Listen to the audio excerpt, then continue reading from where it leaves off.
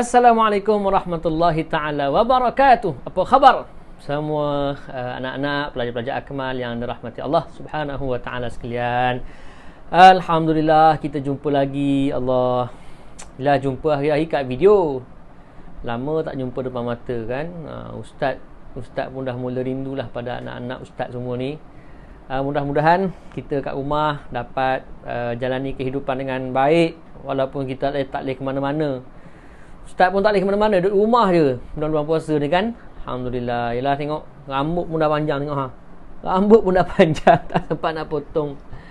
Allah, tapi tak apalah. Kita PKP di rumah ni adik-adik anak-anak sekalian, kita PKP ni semuanya nikmat betul lah kita boleh mengaji kat rumah. Ini peluang ni. Jarang dapat peluang macam ni. Pelajar tahun lepas pun tak dapat peluang macam ni. Bulan puasa kat rumah semua. Okey, pagi ni Ustaz nak sambung sikit tentang, ingat tak Ustaz tentang video Ustaz yang latest yang Kak Akmal tu? Apa Ustaz cerita? Macam mana kita nak dapat keberkatan dalam kita menghafal Al-Quran. Kan Ustaz sebut ada 4 benda kan. Ustaz sebut dulu. Berkat maknanya apa? Ingat tak lagi berkat? Berkat makna apa? Dah lupa baru seminggu. Berkat maknanya ziyadatun pandai. Ziyadatun fil khair. Ulang sekali lagi. Ziyadatun fil khair. Ziyadatun fil khair. Maknanya apa? Bertambah-tambahnya pada kebaikan. Benda kebaikan yang beranak. Ingat. Alhamdulillah ingat lagi kan. Kalau tak ingat, tengok balik video Ustaz yang lepas yang dekat Akmal, yang semua korang tengok kat Akmal tu kan.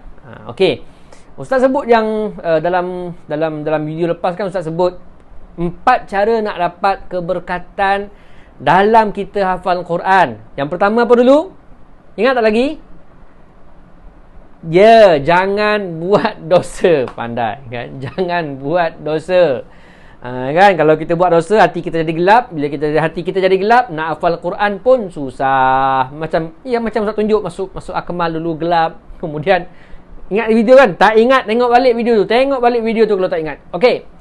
Hari ni Ustaz nak sambung 3 lagi. Apa dia perbuatan ataupun cara kita nak dapat keberkatan dalam kita menghafal Al-Quran. Yang kedua. Yang kedua. Apa dia? Mesti sentiasa jaga niat. Ini biasa orang sebut ni. Pernah ingat tak lagi dia? Video Kakak Mariam, video kawan-kawan yang lain kan, ataupun video ustaz-ustaz yang lain selalu sebut masa kat Akmal pun selalu tak sebut jaga niat. Kita nak berkat dalam kita menghafal Quran, nak Allah tambahkan hafalan kita, nak bagi cepat ingat, nak bagi hari ni semuka dapat 2 muka, dapat 3 muka, niat kena jaga. Apa dia? Niat kerana Allah. Tiap-tiap kali kita buka Quran, nak hafal Quran, pagi-pagi kan kita mutalaah ke, kita sabak ke, hafal tu, sebelum apa-apa kita baca doa kan. Sebelum apa-apa sebut, ya Allah, aku hafal Quran hanya kerana-Mu ya Allah, bukan sebab nak dapat hadiah, bukan sebab nak dapat duit maraton, bukan, tak, kerana Allah. Innamal a'malu binniyat. Sesungguhnya amalan itu bergantung dengan niat. Allah akan redha kat kita, Allah akan bagi keberkatan pada kita kalau kita jaga niat betul-betul. So, yang kedua ialah niat. Apa dia? Niat. Yang pertama apa dulu? Jangan buat dosa. Yang kedua, niat. Niat kerana Allah. Betul-betul kerana Allah. Cerita pasal niat panjang, tapi Ustaz nak ringkas hari ni. Kena perbaharui niat. Tiap-tiap kali hafal Quran, kena perbaharui niat. Okey. Yang ketiga, cara kita nak dapat keberkatan dalam kita menghafal Al-Quran, kita kena beramal dengan Al-Quran. Apa dia? Beramal dengan Al-Quran. Yang pertama, jangan buat dosa, taat pada Allah. Yang kedua, niat kerana Allah. Yang ketiga, kena amal apa yang kita baca. Ni kalau kita baca, kita tak amal, masalah. Kan kita dah hafal Quran, Al-Quran kata kena taat kepada mak dan ayah kamu. Kena taat pada ibu bapa. Wala taqul lahuma uffin wala tanharhuma. Jangan kata pun tak boleh. Kan? Ataupun mama ni, papa ni, Ayat ni tak boleh. Quran kata tak boleh. Kalau Quran kata tak boleh, kita buat juga, kita tak akan dapat keberkatan walaupun kita hafal Quran banyak. Tak dapat punya. Quran kata kena solat. Kan, kena salat. Aqimis salata liduluki syamsi ila ghasaqil lail, kan, baca Quran kan. Hendaklah kamu tunaikan salat. Wa aqimus salata wa atu zakah. Hendaklah kamu tunaikan salat. Tiba-tiba kita tak solat. Macam itulah kan. Tiba-tiba kita buat dosa, kita tak beramal, tak buat apa yang kita baca, tak dapat keberkatan punya. Confirm tak dapat. Ilmu ni dia kena amal. Al-ilmu bila amalin kasyajarin. Ada yang hafal kan? Al-ilmu bila amalin kasyajarin bila samarin. Ilmu tanpa amal, ini kata-kata syair kan, pepatah Arab. Ilmu tanpa amal macam pokok tak ada buah. Tanam pokok durian, tiba-tiba tunggu bertahun-tahun tak ada buah. Tanam pokok rambutan kan, tanam pokok betik, nak makan betik, sia-sia je. Kan, maknanya ilmu tanpa amal sia-sia. Pokok macam pokok tak ada buah-buahan, tak dapat hasil pun kan. Saya pernah dengar orang kata apa, al-ilmu bila amalin kasayyaratin bila setering. Tahu makna apa? Ilmu tanpa amal macam sayyarah. Mana sayyarah? Sayyarah maknanya kereta. Kasayyaratin bila setering, macam kereta tak ada steering. Tahu steering? Steering di depan tu yang bulat tu. Kan, macam kereta tak ada steering, macam mana nak bawa? Kalau start pun langgar dinding, masuk parit, langgar orang, langgar cicak, langgar arnab, langgar ayam. Pasal apa? Steering tak ada.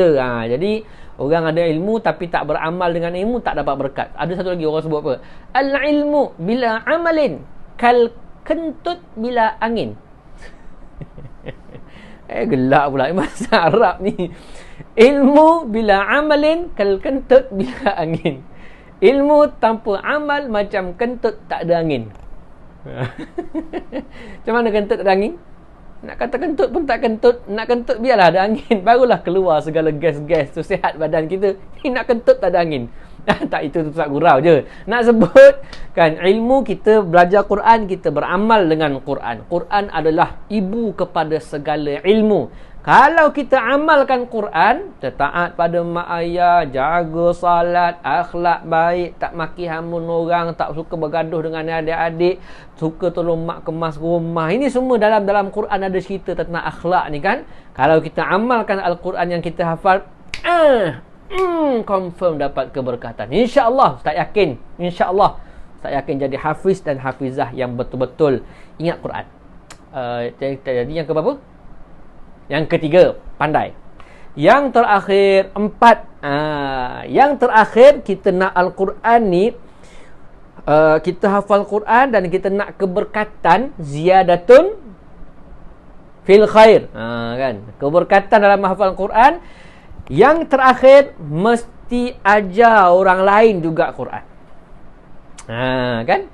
Khairukum man ta'allamal Qur'ana. Ingatlah, khairukum man ta'allamal Qur'ana wa 'allamahu. Selalu kan kita baca hadis ni kan, orang paling power, super, marvelous, hebat, terbaik ialah orang yang hafal Quran, orang yang baca Quran, belajar Quran dan dia ajar pula Quran. Kan? Tak semestinya tunggu jadi ustaz, duduk kat rumah tu kan. Kan ada adik kita yang baca Quran juga. Kita dah boleh hafal Quran. Apa salahnya kita panggil adik kita, cik, jomlah ni akak nak ajar macam mana nak sebut huruf kha. Kan?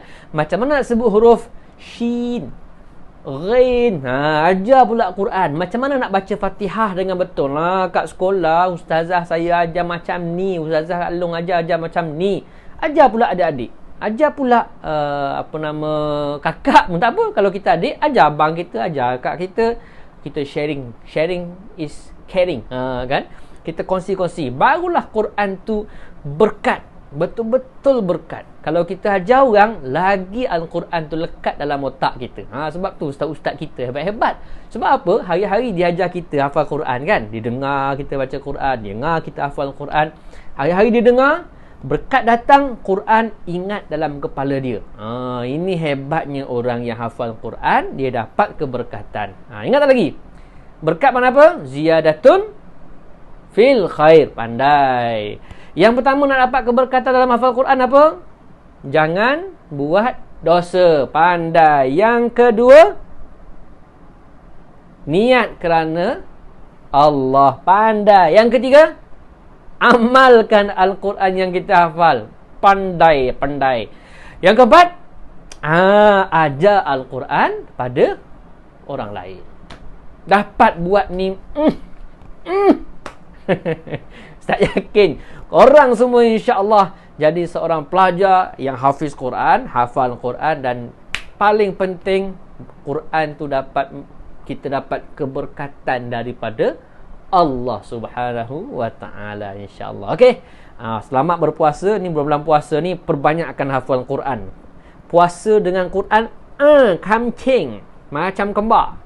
Ramadan dengan Quran macam kembar. Ni Ustaz nak sebut last kan. Ada tak bulan selain Ramadan yang disebut dalam Quran? Ada tak? Tak ada. Dalam Quran hanya satu je bulan yang disebut dalam Quran, namanya bulan Ramadan. Ya. Tak apa. Cerita Ramadan dengan Quran nanti Ustaz sebut. Nanti Ustaz cerita. Hari ni Ustaz nak cerita pasal berkat. Kenapa Quran dengan Ramadan ni kembar?